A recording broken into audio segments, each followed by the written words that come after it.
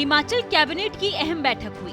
बैठक मुख्यमंत्री सुखविंदर सिंह ठाकुर की अध्यक्षता में हुई। इस दौरान कैबिनेट की बैठक में कई अहम मुद्दों पर मुहर लगी।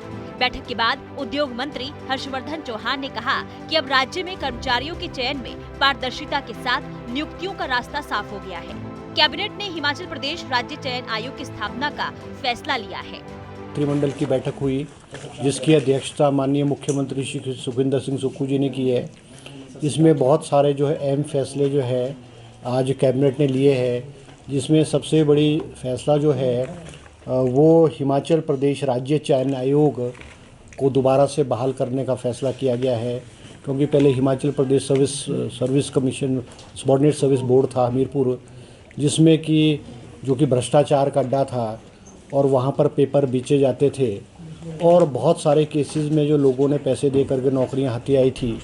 और मुख्यमंत्री जी ने और कैबिनेट ने कुछ समय पहले हमीरपुर सबॉर्डिनेट सर्विस बोर्ड को भंग कर दिया था और एक कमेटी बना करके ये तय किया गया था कि आने वाला जो चयन बोर्ड हो वो किस तरह का हो।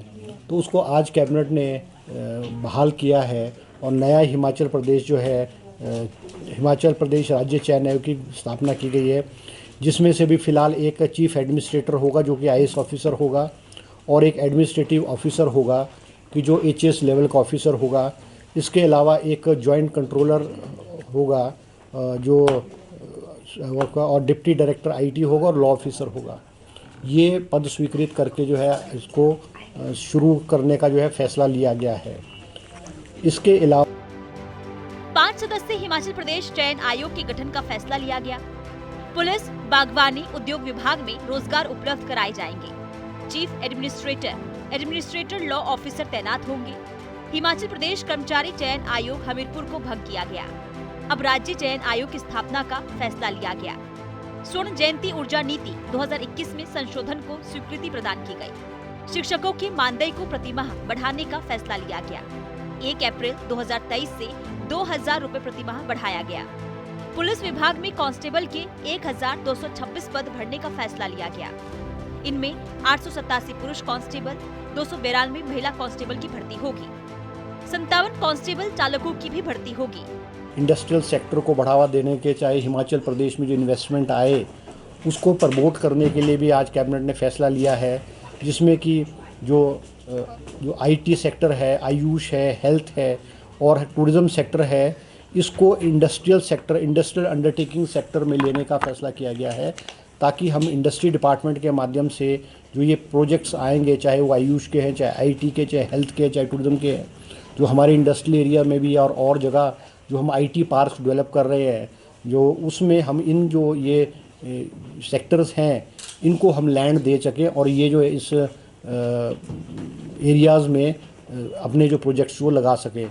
हमने फैसला लिया गया है धर्मशाला में घनियारा के पास जो है IT जो है वो हब बनेगा, उसके लैंड एक्विजिशन का प्रोसेस भी शुरू कर दिया गया है, जो कि 19 हेक्टेयर लैंड है। और भगोटा जो पालमपुर के नज़दीक है, वहाँ पे 21 हेक्टेयर की जो लैंड है वो एक्विजिशन का प्रोसेस जो है वो शुरू कर दिया, ताकि हम ये एक जॉइंट जिसमें आयुष भी हो, हेल्थ भी हो, टूरिज्म भी हो और IT सेक्टर के लिए जो है हम इसको कर सकें। इसके अलावा जो है बैठक में लोगों को लाभान्वित करने के उद्देश्य से राजस्व न्यायालय मामलों के लंबित निर्णयों के मुद्दों का समाधान करने और हिमाचल प्रदेश भू राजस्व संशोधन विधेयक 2023 लाने का निर्णय लिया गया। हमारे रेवेन्यू डिपार्टमेंट में भी आज जो है revenue amendment act, Himachal Pradesh land revenue act amendment act को भी आज संशोधित किया गया है और उसमें बहुत सारी चेंजेस की गई है।